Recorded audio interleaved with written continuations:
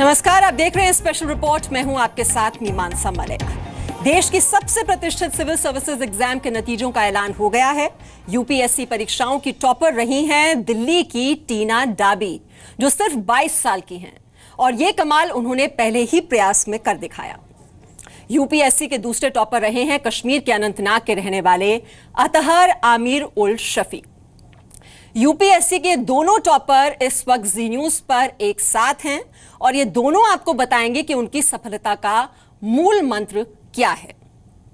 और इसीलिए हमने इस कार्यक्रम का जो नाम है वो रखा है अखंड भारत के कलेक्टर, और उन्हीं से अब हम जानेंगे उनकी सफलता का मूल मंत्र। सबसे पहले टीना और अतहर, आपको बहुत बहुत बधाई, बहुत बहुत मुबारकबाद। इतनी छोटी उम्र में इतनी बड़ी सफलता, वाकई काबिले तारीफ है आपकी कोशिशें। टीना, आप कुछ ये फीलिंग सिंकिंग कर गई होगी कि आपने ही टॉप किया है। आपको बहुत बहुत शुक्रिया। हाँ जी, धीरे धीरे सेटल इन हो रहा है कि मेरी रैंक नंबर 1 है। वैसे टीना, बहुत से लोगों ने अब तक आपसे ये सवाल जरूर पूछ लिया होगा और आप थक गई होंगी जवाब देते देते कि आपकी कामयाबी का राज क्या है, मूल मंत्र क्या है, लेकिन मैं एक बार फिर से आपसे यही सवाल पूछ रही हूँ। कामयाबी का राज क्या है? आई वुड से कि कामयाबी का राज ये रहा है कि आप हार्ड वर्क करते रहें, हार ना माने, एक फोकस्ड अप्रोच रखें, डिसिप्लिन रखें। और मैं ब्लेस्ड थी कि मुझे बहुत स्ट्रॉन्ग पेरेंटल सपोर्ट था। मेरी मम्मी ने मुझे इतनी गाइडेंस, इतना सपोर्ट दिया। सो आई गेस ये मेरा सक्सेस मंत्रा रहा है जी। कुछ ऐसा आपने किया जो और नहीं करते हैं? मैंने कुछ ऐसा किया जो नहीं करते हैं। अगर मैं कुछ कह सकती हूँ कि मैंने कुछ अलग किया है तो वो ये है कि शायद मैंने अपने फाउंडेशंस, बेस बहुत स्ट्रॉन्ग किया। मैंने क्लास 11 से ही वो सब्जेक्ट चूज़ कर लिए थे जो मुझे इस एग्ज़ाम में हेल्प करेंगे। काफ़ी पीयर प्रेशर था कि मैं साइंस स्ट्रीम ही लूँ, बट मैं जिसमें अच्छी थी मैंने उसी को परस्यू किया। मैंने ह्यूमैनिटीज़ ली एंड उस वजह से जो इस एग्ज़ाम की रिक्वायरमेंट थी, जो सब्जेक्ट्स की रिक्वायरमेंट थी, उन्हें मैंने बहुत स्ट्रॉन्ग किया।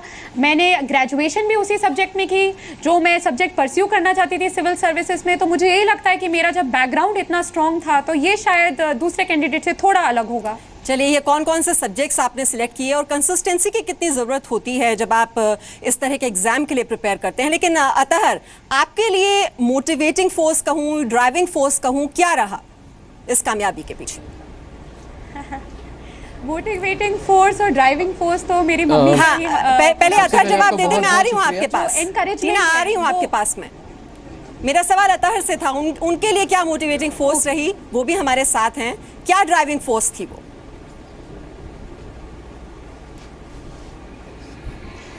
मेरे लिए मेरे सबसे बड़ा मोटिवेटिंग फोर्स मेरे घर में मेरे दादाजी रहे। उनको हार्ड वर्क, उनकी उनका काम करते देखते देखते हम भी बड़े हो गए, और उनमें जो कंपैशन, जो पैशन काम के प्रति है, उससे मैं बहुत ज़्यादा मोटिवेटेड हुआ। और मेरे सिविल सर्विस का एग्ज़ाम लिखने के पीछे भी उनका बहुत बड़ा रोल है और बहुत बड़ी मोटिवेशन है। इसके साथ साथ मुझे लगता है ये सर्विस अपने आप में एक इंस्पिरेशन है कि जिस टाइप का काम आपको करने को मिलता है, जिन वाइड एरिया ऑफ एक्टिविटीज़ में आपको अपना योगदान देने का मौका मिलता है, शायद ही किसी और सर्विस में मिलता है। और मुझे लगता है ये जो सर्व है अपने आप में एक मोटिवेशन रही है। चलिए टीना, मतलब दो जो बड़े टॉपर्स हैं इस एग्जाम के, बहुत ही प्रेस्टिजियस ये एग्जाम होता है और इतने एप्लीकेंट्स होते हैं, लेकिन वो कुछ ही चंद लोग होते हैं जो इसमें कामयाबी पाते हैं। और जो दो टॉपर्स हैं वो इस वक्त हमारे साथ एक साथ बैठे हुए हैं। तो टीना, आप दोनों आपस में भी कुछ कम्युनिकेट करना चाहेंगे? कैसे आपने इस पूरे एग्जाम की प्रिपरेशन की? और हम चाहेंगे कि जो एस्पिरेंट्स हैं वो देखिए आपकी तरफ देखते हैं कि आगे उन्हें कैसे करना चाहिए, कैसे वो कामयाबी हासिल कर सकते हैं, वो आपसे जान सकते हैं। और अगर आप दोनों के बीच, आपके बीच संवाद होगा, कम्युनिकेशन होगी, तो शायद दर्शकों को और ज्यादा अच्छा लगेगा और ज्यादा हम कुछ उनको दे पाएंगे आज। मैं तो बधाइयाँ देना चाहूँगी आपको कि आपने भी इतनी अच्छी पोजीशन लाए हैं एग्जाम में। Thank you so much. और थैंक यू सो मच, और आपको भी बहुत बहुत बधाई। और हमें आप पे बहुत गर्व है, बहुत फख्र है। and it's such an honor to speak to you, Thank to you so talk to much. No, it's a privilege for me as well. हाँ, टीना, मुझे याद है कि पिछली जो टॉपर थी ईरा, उन्होंने thank जब you so अपनी much. प्रिपरेशन के बारे में बताया था, उन्होंने दो अहम बातें कही थी कि ऑब्जर्वेशन बहुत ज़रूरी होता है, एनालिसिस बहुत ज़रूरी होता है, एक रेगुलर जो स्टडी की जो ज़रूरत होती है, और वो अलग अलग सोर्सेज से आपको पढ़ना चाहिए इसकी प्रिपरेशन के लिए। अगर मैं आपसे कहूँ जो स्ट्रैटेजी होती है वो क्या होनी चाहिए जब आप इन एग्ज़ाम्स में बैठने के लिए जा रहे होते हैं, प्रिपेयर कर रहे होते हैं, क्योंकि 3 स्टेजेस में होता है, प्रिलिमिनरी एग्ज़ाम, मेन एग्ज़ाम और उसके बाद फिर फाइनली इंटरव्यू। जी, जैसे कि आपने कहा कि एग्ज़ाम इतनी टफ है, 3 अलग अलग स्टेजेस हैं। Prelims is very different from mains is very different from interview, so of course it requires 3 different strategies. And जो आप कह रहे हैं कि what is the key, what is the formula required for each, I think it's a very focused approach since सबके pattern different हैं. But more than even being focused, it requires a lot of discipline because it's very difficult to give up everything to just study and to pursue this. So I believe discipline and focus for me are the 2 most important things for clearing the exam. जी, और टीना, आपका कहना है कि आप जो महिलाएं हैं, जो लड़कियां हैं, उनके लिए रोल मॉडल बनना चाहती हैं, और क्या वजह रही कि आपने हरियाणा कैडर को ही यहाँ पर चूज़ किया? मैम, हरियाणा कैडर मैंने इसलिए चूज़ किया, सबसे फॉरमोस्ट रीज़न यही कि इतना इंटरेस्टिंग एग्जाम्पल प्रेजेंट करता है Haryana. Economically it's so progressive and moving leaps and bounds in the economic front, but we see failures on the social front. We have very weak socio-economic indicators, and especially on the gender inequality front.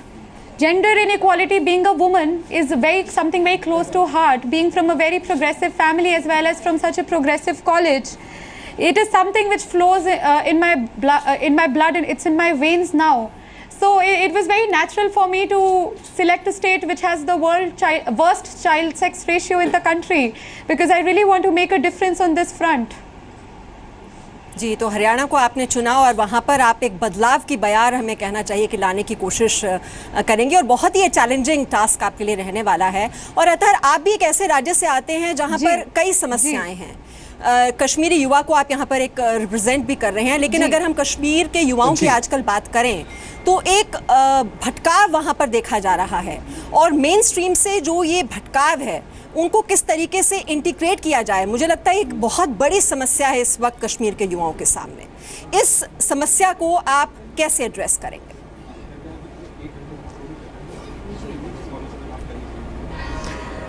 मेरे ख्याल से इस सबके लिए जो educational opportunities है उसका बहुत अहम, बहुत ही महत्वपूर्ण रोल है, और हमारा ये परस्यूट होना चाहिए कि जितने जो भी यूथ है वहाँ पे हम उनके लिए बेस्ट से बेस्ट एजुकेशन प्रोवाइड करें, उनके लिए बेस्ट से बेस्ट एम्प्लॉयमेंट अपॉर्चुनिटीज़ प्रोवाइड करें।